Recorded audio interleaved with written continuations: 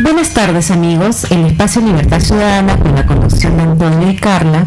Este espacio es posible con el auspicio de ARR Consultores. Nos pueden encontrar en Avenida Boulevard 594 San Borja o en el teléfono 436-4734, donde podrán encontrar asesoría en temas empresariales, gestión pública, gobernabilidad y cooperación internacional. El día de hoy abordaremos un tema que es muy interesante: el canon. ¿Qué es el canon? ¿Cómo se debería de utilizar? ¿Cómo se debería de distribuir? Radio escucha, yo sé que en algún momento usted ha escuchado respecto al canon, pero no sabe qué tipo de canon existe. ¿Cuánto debería de asignarse al gobierno local, al gobierno regional? ¿Cómo deberían de gestionarlo? Vamos a dar algunos tips. En ese caso, el canon, vamos a ver de qué es el ingreso que obtiene el Estado una vez que se explotan recursos naturales no renovables. Cuando hablamos de recursos naturales no renovables, estamos hablando de aquellos recursos que se agotan una vez que se explotan. ¿Cuáles son estos recursos? Por ejemplo, minerales, los minerales metálicos, los minerales no metálicos. Una vez que se explotan, se agotan. El gas, estamos hablando del gas natural. Los recursos también forestales, la flora, la fauna silvestre, el agua, la pesca, son algunos recursos que una vez que se explotan, se agotan. Entonces, respecto a estos recursos, ¿se puede obtener un canon? Un ingreso que puede ser distribuido entre los gobiernos locales, regionales, las municipalidades distritales y provinciales. Sí, eso es el canon. Entonces, ¿por qué se va a pagar este canon? ¿Por qué las empresas tienen que pagar este canon? Porque lo que se busca con este canon es compensar aquel impacto negativo que puede causar la explotación de estos recursos naturales no renovables. ¿A quiénes se les va a pagar el canon y en qué porcentaje? Vamos a ver de que el canon se paga de la siguiente manera. Un 10% va a ir al gobierno municipal, donde se explotan los recursos directamente. El 25% va a ir a los gobiernos distritales y provinciales, de donde se explotan estos recursos. El 40% va a los gobiernos municipales de los departamentos. El 25% va a los gobiernos regionales. Pero de este 25% vamos a ver que el 20% se transfiere a las universidades públicas del ámbito territorial donde se explotan los recursos para el desarrollo de investigación y de la tecnología. Y finalmente estos ingresos que se distribuyen entre el gobierno local, regional, hemos visto que también las universidades lo perciben. ¿Para qué van a financiar? ¿Para qué nos van a servir? Para financiar proyectos y obras.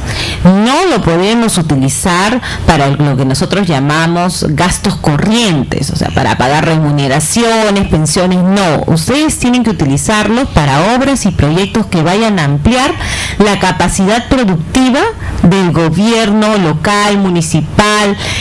Para eso es lo que tenemos que utilizarlo.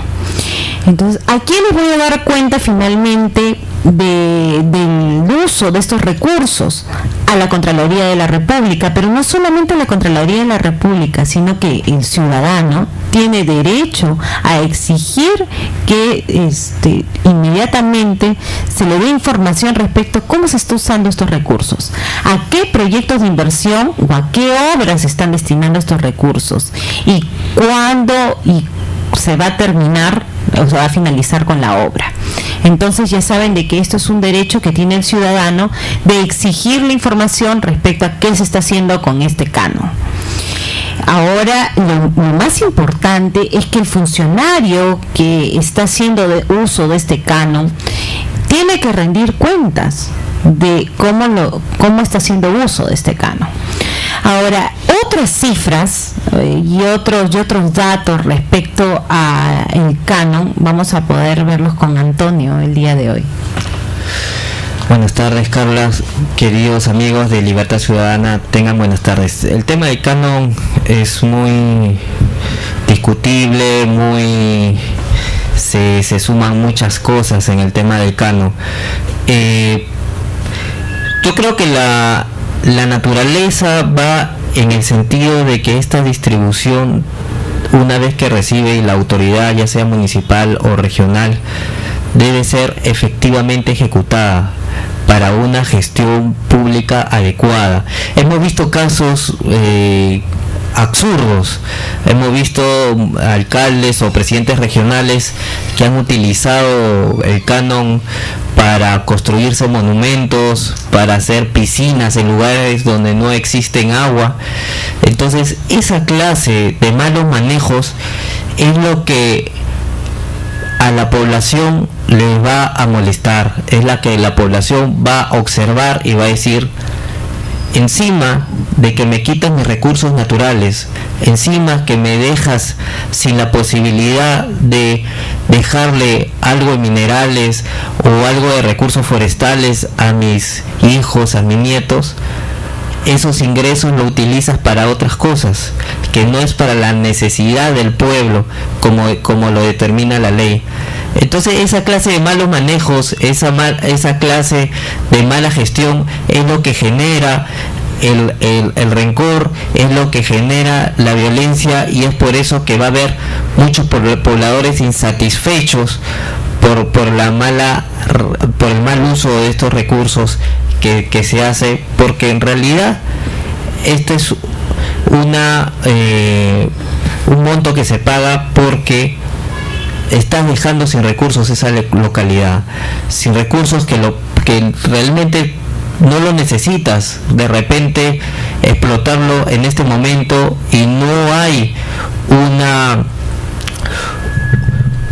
un momento donde se diga: vamos a estructurar los periodos de explotación a fin de que esto dure en el tiempo y perdure, a fin de que los pobladores lo tengan que ver.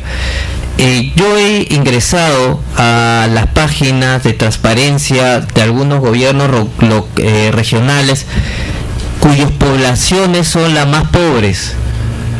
Tenemos que dividir entre los gobiernos regionales ricos, porque los gobiernos regionales ricos en su presupuesto, pero hay gobiernos regionales que son ricos en su presupuesto, pero su población son pobres.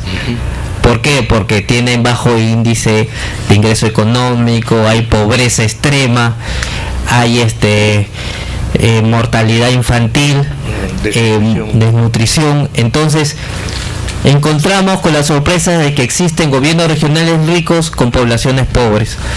Por ejemplo, en el gobierno regional de Huancavelica, por canon, ha recibido el año pasado 80 millones de soles y solamente han ejecutado 28 millones de soles. Entonces, eso quiere decir de que no llega efectivamente en la gestión de manera adecuada para el objetivo del canon. Quiere decir que la población no ve de manera efectiva el beneficio del canon. Pero Antonio, y esto genera también problemas, ¿no? Porque finalmente, cuando la gente no siente ningún beneficio, no percibe el beneficio que le brinda el canon, ¿qué hace? Reclama. Y hay este tipo de bloqueos, de paralizaciones, y dice: no se justifica que exploten los recursos porque a mí yo no recibo nada. Dice: mi familia no mejoró, mis hijos se siguen muriendo, el déficit en el alcantarillado, el déficit en el agua contaminada, y eso ¿quién lo soluciona? Entonces no justifica para ellos. Entonces estamos causando finalmente un conflicto. Eso es lo que tenemos que ver, y es por una gestión que vamos a ver que la gestión está a cargo de los gobiernos locales, regionales, las municipalidades provinciales y distritales. Correcto. Tenemos una llamada. Aló, buenas tardes. Buenas tardes, amigos, muchísimas gracias por dejarnos opinar. Yo quisiera más bien que precise algo. Usted ha dado una cifra, un informe, que en el 2011 la región de Huancavelica recibió 80 millones y solamente ejecutó 20. Pero la pregunta clave acá viene, ¿quién autoriza realmente para que ellos puedan disponer de esos fondos? Porque, por ejemplo, en Ancash, yo creo que es la región más rica en el Perú, ¿no? Ha tenido ingresos fabulosos, y siempre el señor se queja de que acá en Lima lo tienen pues con bajo 7 llaves de la caja. Creo que ahí tendrían ustedes que decir realmente qué es lo que pasa con otras regiones que teniendo tanta plata no pueden gastar, o sea, invertir, ¿no? Porque el gasto ya sería despilfarrar. Tienen que hacer proyectos de inversión, de escuelas, colegios, caminos, carreteras, lo que sea, pero yo creo que ellos no son tan locos para de 80 solamente haber ejecutado, tiene que haber una explicación. Ahora, otra cosita, la señorita mencionó que el 100% del canon, cuando explicaban la procedencia, dijo un 10% iba a gobierno municipal, 25% a gobiernos distritales provinciales, 40% a gobiernos municipales y de los departamentos y 25% para el gobierno regional. Ahí llega el 90% y falta un 10%. Entonces, lo que a mí me llama la atención, que en los tres porcentajes, 10, 25 y 40, indirectamente están metidos los gobiernos municipales. 10% gobierno municipal, 25% gobierno distrital y provincial, también está agarrando municipal, 40% gobierno municipal y los departamentos. O sea, en realidad, ¿cuánto reciben los municipios? ¿Ya? Entonces, la clave para explicar un poco lo que está usted mencionando sería, por favor, que digan quién tiene la llave para que esos fondos lo puedan utilizar productivamente estas regiones. Ok, muy bien.